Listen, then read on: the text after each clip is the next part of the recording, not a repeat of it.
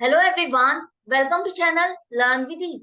आज का टॉपिक है हमारा एडमिशन ऑफ अ पार्टनर, जिसमें हम सॉल्व करेंगे क्वेश्चन नंबर 89 चैप्टर 4 डी के गोयल की बुक से क्लास 12 अकाउंट्स के लिए। तो तीन पार्टनर है, ओम, राम और शांति। Profit sharing ratio 3:2:1। 1 अप्रैल 2014 की बैलेंस शीट दी गई है। क्यों? क्योंकि नया पार्टनर हनुमान एंटर कर रहा है इस फर्म में। कितने प्रॉफिट के लिए? 1/10 शेयर ऑफ प्रॉफिट के लिए, जिसके लिए वो कैपिटल ला रहा है 1 लाख रुपए।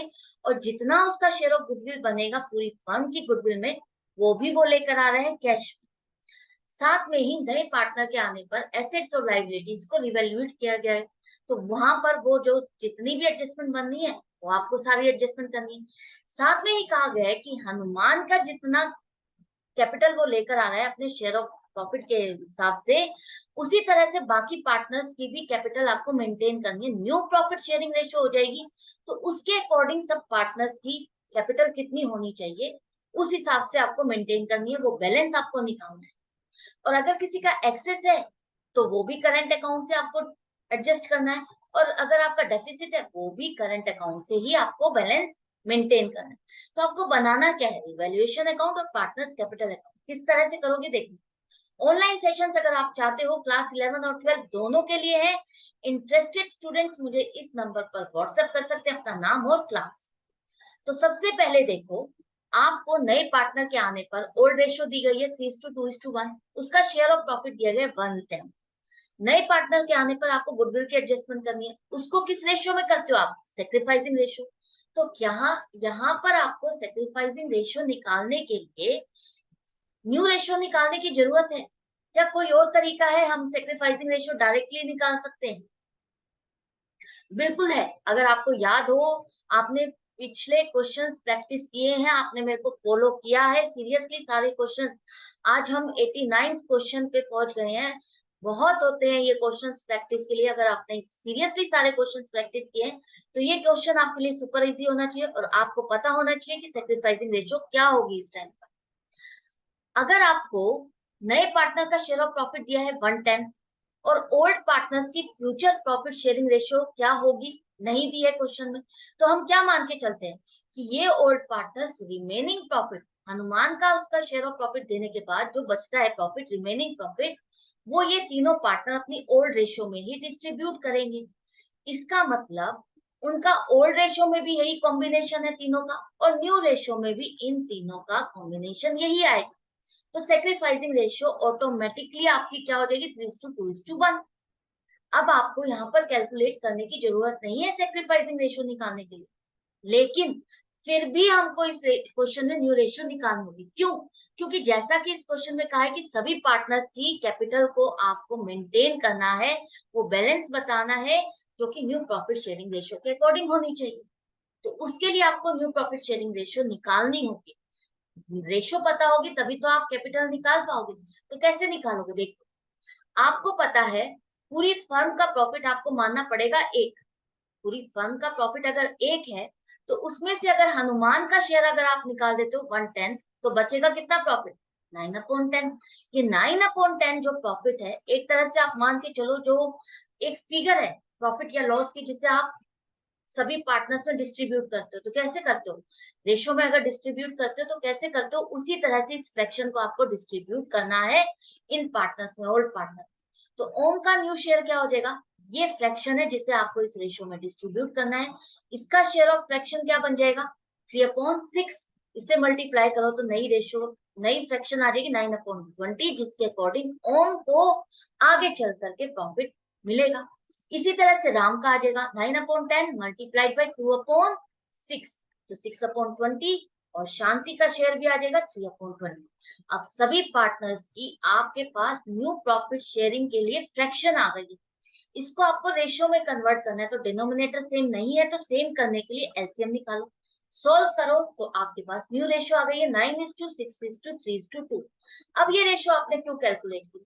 सेक्रीफाइसिंग रेशियो निकालने के लिए आपको वो प्रोसेस करने की जरूरत नहीं है, old ratio minus new ratio फिर सेक्रीफाइसिंग रेशियो निकालना नहीं। देखो, हमने पहले ही निकाली हुई है, यही आप लोगे। और आपको नहीं लगता तो आप एक बार ही चेक करके देखो, आप खुद एक्सपेरिमेंट करके देखो, ताकि आपको समझ में आए कि हाँ, इस तरह से क्वेश्चन में है तो हमको कैसे सेक्रीफाइसिंग रेशियो लेनी है। इस ट्रिक को कैसे यूज करना है। तो अब ये न्यू रेशियो आपने निकाल ली है। अब देखते हैं सबकी कैपिटल कितनी होनी चाहिए। अब यहाँ पर हनुमान की कैपिटल को आपको बेस लेकर के चलना है। हनुमान अपना 1/10 शेयर के लिए 1,00,000 रुपए कैपिटल ला रहा है, तो बाकी सबकी कितनी होगी। तो आपको लेके चलना होगा कि पूरी फर्म की कैपिटल को 10 हिस्सों में बांट दिया है। यहाँ पर 10 लिखा है, इसका मतलब 10 हिस्सों में बांट दिया। 10 में से एक हिस्सा हनुमान को दिया, जिसकी वैल्यू 1,00,000 रुपए। तो अगर आपको टोटल वैल्यू निकालनी है, इसका मतलब सारे जितने भी 10 हिस्से हैं सबकी वैल्यू को टोटल करना होगा। तो टोटल करने के लिए आपको क्या करना होगा, 1,00,000 को 10 से मल्टीप्लाई करो तो आपके पास total capital of the firm आ गई है 10,00,000।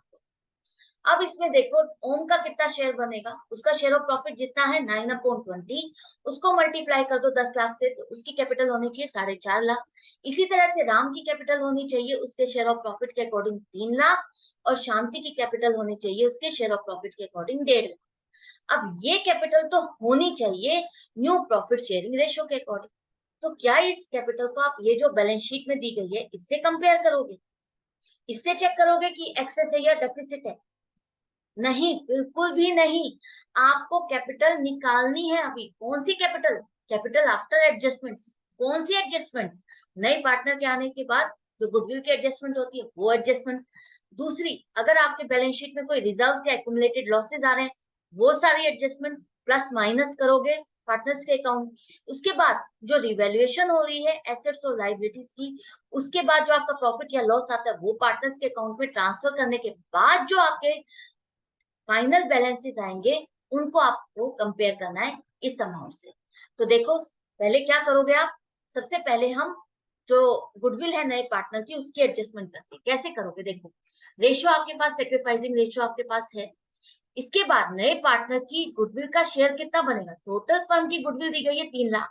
अगर उसका शेयर ऑफ प्रॉफिट, हनुमान का शेयर ऑफ प्रॉफिट 1/10 है, तो उसका गुडविल में भी शेयर 1/10 होगा। 30,000 रुपए उसको गुडविल के लेकर आना। 1,00,000 प्लस 30,000 गुडविल के वो लेकर आ रहा है, मतलब कि 1,30,000 रुपए फर्म में पैसा आ रहा है। तो हम क्या एंट्री बनाएंगे, बैंक अकाउंट डेबिट। फर्म में पैसा आ रहा है तो बैंक को आप डेबिट करोगे। यहाँ पर कैश लिखा हुआ है, आप कहोगे बैंक क्यों लिख रहे हो। देखो यहाँ पर बैलेंस शीट में वो बैंक का बैलेंस मेंटेन कर रहे हैं, तो हम बैंक ही लेंगे। कैश का मतलब है वो पैसा लेकर आ रहा है, लेकर आ रहा है in the form of cash, या तो वो बैंक में हो या कैश इन हैंड हो। इसका मतलब है कि वो कोई एसेट नहीं लेकर आ रहा है, आपको नकद पैसा लेकर आ रहा है फर्म। तो वो 1,30,000 रुपए बैंक अकाउंट में आप डेबिट दिखाओगे। जितना कैपिटल से रिलेटेड है कैपिटल अकाउंट को आप क्रेडिट कर दो 1,00,000 से। 30,000 रुपए जो गुडविल की अमाउंट है, अगर नया पार्टनर लेकर आता है तो हम कौन सा अकाउंट खोलते हैं, प्रीमियम ऑन गुडविल अकाउंट। उसमें आप उसको शो करोगे, क्रेडिट करोगे। अब ये बैलेंस जो है आपका आगे चल करके कहीं बैलेंस शीट में शो नहीं किया जाता।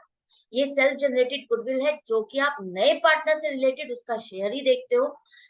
ओल्ड पार्टनर्स ने अपना शेयर ऑफ गुडविल जितना सेक्रीफाइस किया नए पार्टनर के आने के बाद, तो वो ये नया पार्टनर उनको कंपनसेट करता है। वो अमाउंट आपको देखनी होती है, आपस में पार्टनर्स में एडजस्टमेंट करनी है।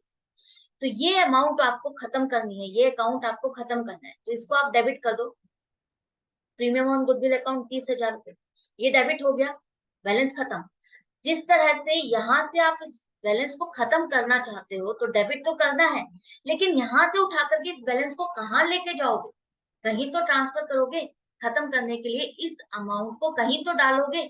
जैसे एक गिलास का पानी अगर आपको खत्म करना है तो दूसरे गिलास में डालना पड़ेगा, एक गिलास खाली करना है तो, या तो आप उसे किसी और बर्तन में डालोगे या बॉटल में डालोगे, तभी वो ग्लास खाली होगा।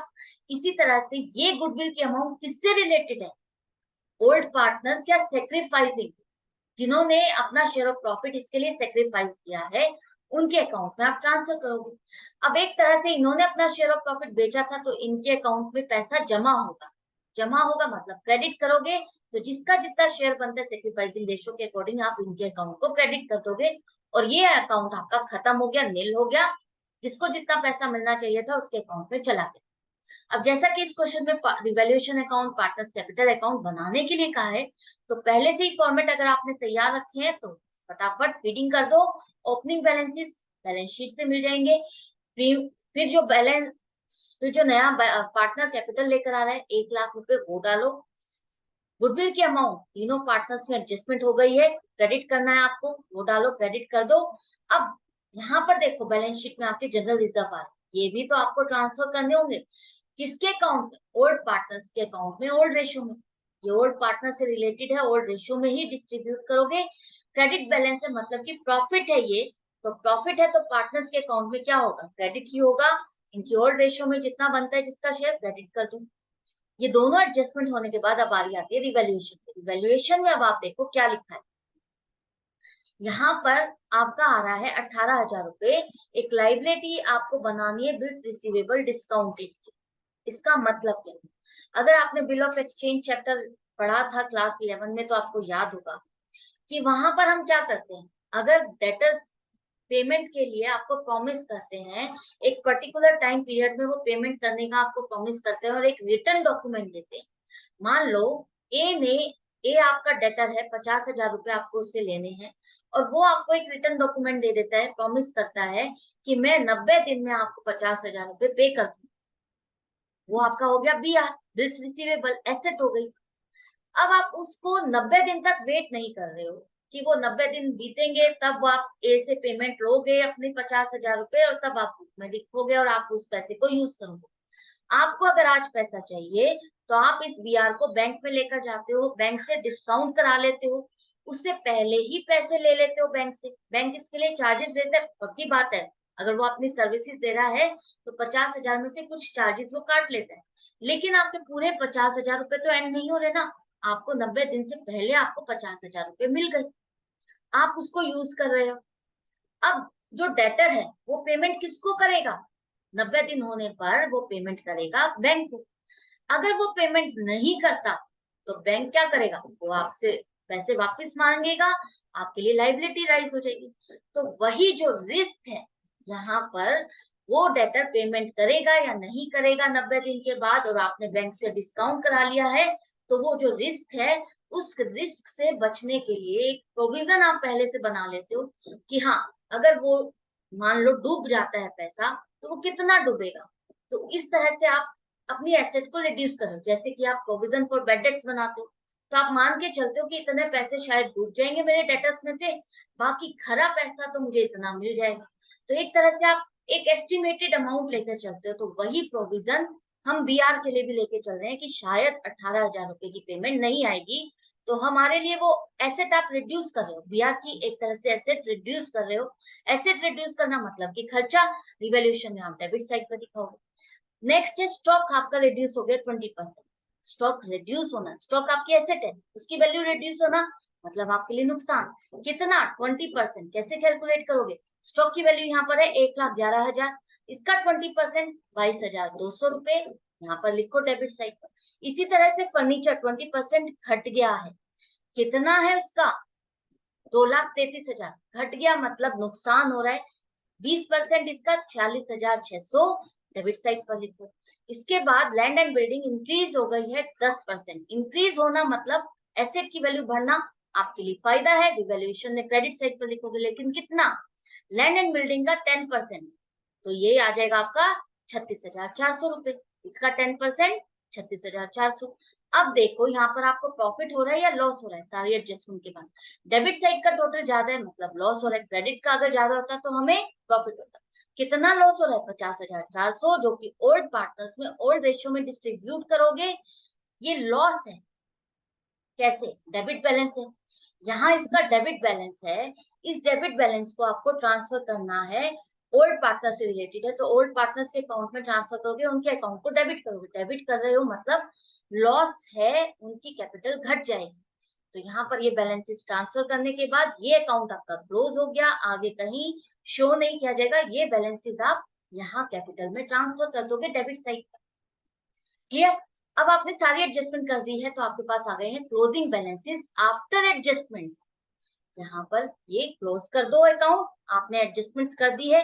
ब्रॉट डाउन करो, अब ये जितने भी ब्रॉट डाउन होगा बी आएगा यहाँ पर।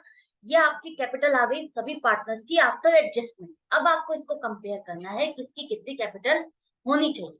तो ओम की कैपिटल 4.5 लाख होनी चाहिए उसकी प्रॉफिट शेयरिंग रेशियो के अकॉर्डिंग, नई प्रॉफिट शेयरिंग रेशियो के अकॉर्डिंग। है कितनी उसकी? 3,71,800। तो ये कम है या ज्यादा है? कम है, इसको पूरा करने के लिए और पैसा लाना होगा 78,200। लेकिन हम क्या कर रहे हैं, कैश ला या दे नहीं रहे, विड्रॉ नहीं कर रहे, हम उसके बैलेंस को अगर कमी है तो करंट अकाउंट में उसको डेबिट कर देंगे। डेबिट अगर उसको लाना होता तो हम क्या करते, कैश अकाउंट मंगाते ना, उसे कैश मंगाते। हम कैश मंगाने के बजाय उसके अकाउंट को ही डेबिट कर रहे हैं, उसके करंट अकाउंट को आप डेबिट कर दो। ओम्स करंट अकाउंट का डेबिट बैलेंस आएगा, जिसे आप बैलेंस शीट बनाते हो तो एसेट साइड में शो करो।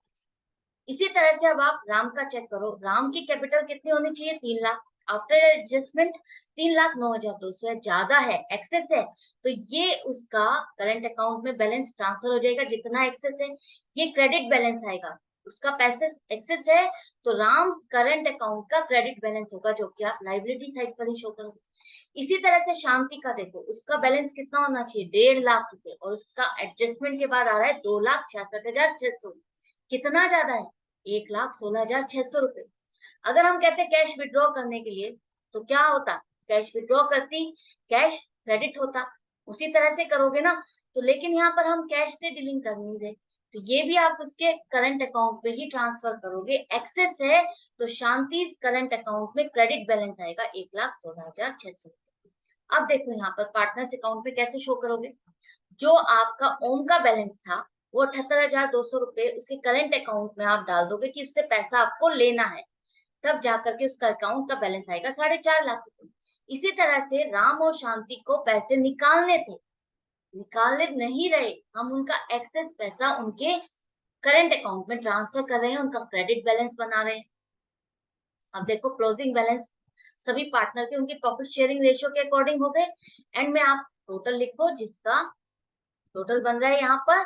इस तरह से आपका पार्टनर्स कैपिटल अकाउंट भी कंप्लीट हो गया, रिवैल्यूएशन अकाउंट भी कंप्लीट हो गया। आई होप आपको अच्छे से एडजस्टमेंट समझ में आ गई, कोई डिफिकल्टी नहीं लग रही होगी। फिर भी अगर डाउट या कंफ्यूजन है तो आप मुझसे कमेंट सेक्शन में लिख करके पूछ सकते हो। मैं मिलूंगी आपसे नेक्स्ट वीडियो में नेक्स्ट क्वेश्चन के साथ, लेकिन आप अपनी प्रैक्टिस जारी रखना। ऑनलाइन सेशंस के लिए आप मुझे इस नंबर पर व्हाट्सएप कर सकते हो। Good bye and take care.